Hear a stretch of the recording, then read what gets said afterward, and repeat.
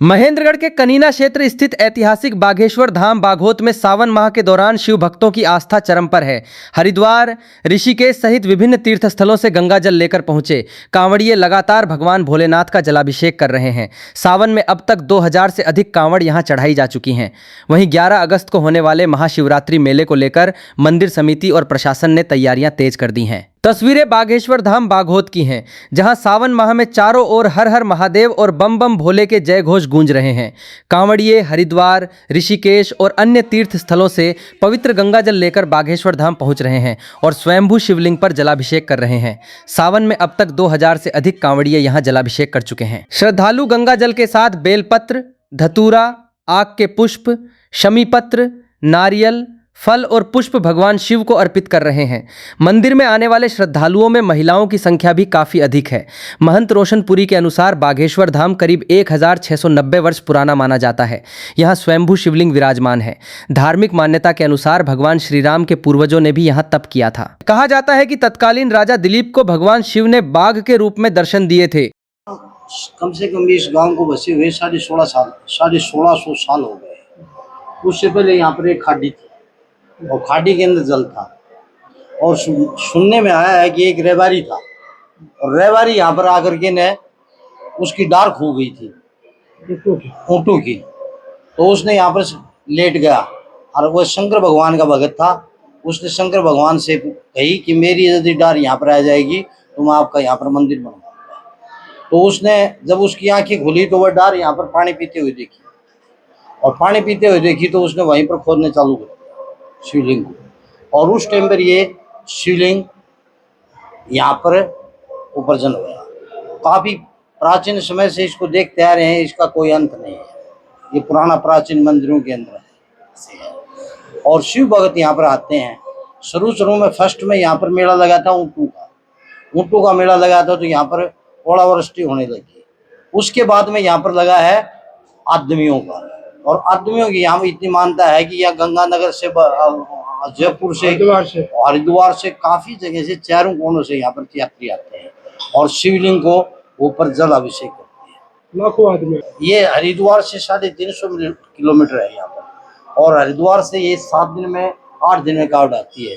एक यात्री हरिद्वार से कावड़ लेके चलता है तो कम से कम भी 40 किलोमीटर निकालता है। 30 किलोमीटर सवेरे निकालता है और 10 किलोमीटर शाम में। तो 8 दिन के अंदर कितना हो गया? 8 चौका 32 वह तय कर देता है इसको। 8 दिन के अंदर यहाँ हरिद्वार से जल लेकर के यहाँ पर जल अभिषेक कर लेता है। इनका लड़का जो पुलिस में है वह अभी लाया था, उसका जल अभिषेक कराया था, रुद्र अभिषेक करवाया था, और 7 दिन में 7 दिन में आया। और कावड़ यहाँ से दिल्ली से भी यहाँ से आती है, और बहुत जो भी कावड़ लेकर के आता, जो यहाँ मन्नत मांगता है, मनोकामना उनकी पूर्ण मनोकामना पूर्ण होती है। शिव भोले की दया से असीम कृपा है, जिसके चलते यह स्थान बाघेश्वर धाम के नाम से प्रसिद्ध हुआ।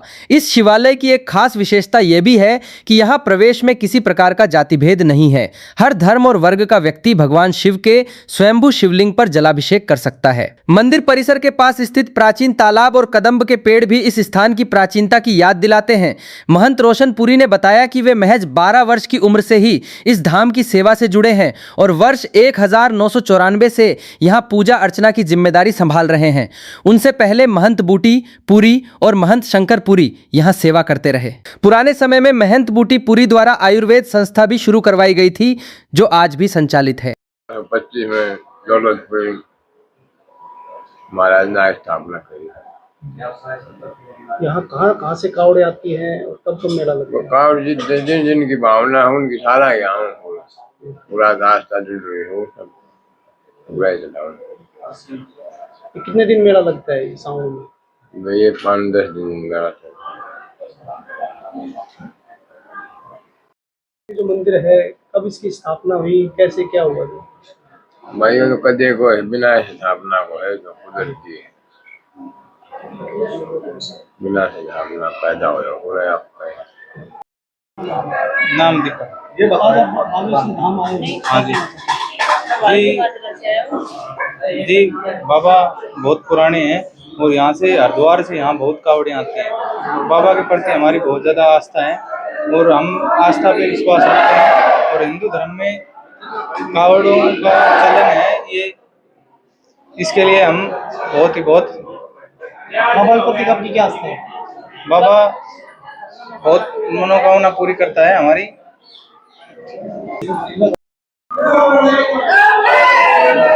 बागेश्वर धाम में धार्मिक गतिविधियों के साथ साथ गौ सेवा का भी विशेष महत्व है। वर्ष 2011 में 4 गायों से शुरू हुई गौशाला में आज करीब 800 से 1000 गायें हैं। मंदिर समिति के अनुसार गौशाला से मिलने वाला दूध, दही, घी और लस्सी बेची नहीं जाती, बल्कि ग्रामीणों को निःशुल्क उपलब्ध कराई जाती है। आगामी 11 अगस्त को महाशिवरात्रि के अवसर पर यहां विशाल मेले का आयोजन होगा। मेले को लेकर मंदिर समिति ने श्रद्धालुओं के लिए विश्राम स्थल, पेयजल, भंडारा, चिकित्सा सुविधा, स्वच्छता और पार्किंग सहित तमाम व्यवस्थाएं की हैं। मंदिर परिसर में सीसीटीवी कैमरों से निगरानी की जा रही है और पुलिस प्रशासन ने भी सुरक्षा के व्यापक इंतजाम किए हैं। मंदिर समिति ने श्रद्धालुओं से अपील की है कि वे मेले और जलाभिषेक के दौरान अनुशासन बनाए रखें और प्रशासन एवं स्वयंसेवकों का सहयोग करें। सावन के अंतिम दिनों में श्रद्धालुओं की संख्या बढ़ने की संभावना को देखते हुए मंदिर समिति और प्रशासन व्यवस्थाओं को लगातार मजबूत करने में जुटे हैं। बागेश्वर धाम की प्राचीन धार्मिक मान्यताएं, स्वयंभू शिवलिंग और यहाँ की समतामूलक परंपरा इसे क्षेत्र के प्रमुख आस्था केंद्रों में शामिल करती है। सावन और महाशिवरात्रि के दौरान यहाँ हर वर्ष बड़ी संख्या में श्रद्धालु भगवान भोलेनाथ के दर्शन और जलाभिषेक के लिए पहुंचते हैं। क्या नाम है जी आपका? नवरत्न जी, मंदिर की स्थापना कब और कैसे हुई? 1625 में स्थापना हुई है और ये 500 किलोमीटर एरिया में भगवान शिव का स्वयं प्रकट शिवलिंग। अभी तो खैर गांव में चढ़ाने लग गए, लेकिन हमारे इलाके का सबसे बड़ा धाम ये है और प्रभु की कृपा भी जो है ना अनंत है, जो मानता है उसके।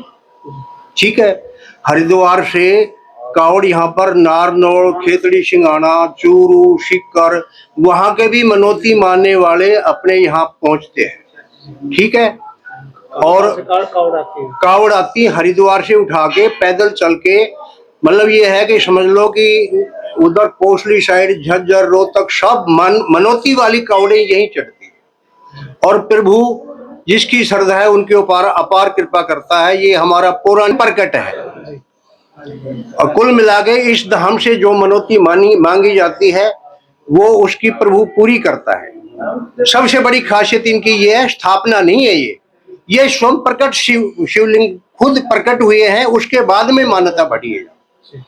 अब महंत जी की देख रेख में और ज्यादा तरक्की हो रही है, पीछे काम चल रहा है, धर्मशालाएं वगैरह बढ़ रही हैं। सावन में कितना दिन मेला लगता है? ये पहले एक दिन होता था तो भीड़ आती ज्यादा हो जाती थी, भीड़ की वजह से नंबर नहीं आता था भक्तों का। अब 3 दिन पहले से जल चढ़ना चालू हो जाता है। वैसे 12 मास हर सोमवार को यहाँ पब्लिक आती है दूर।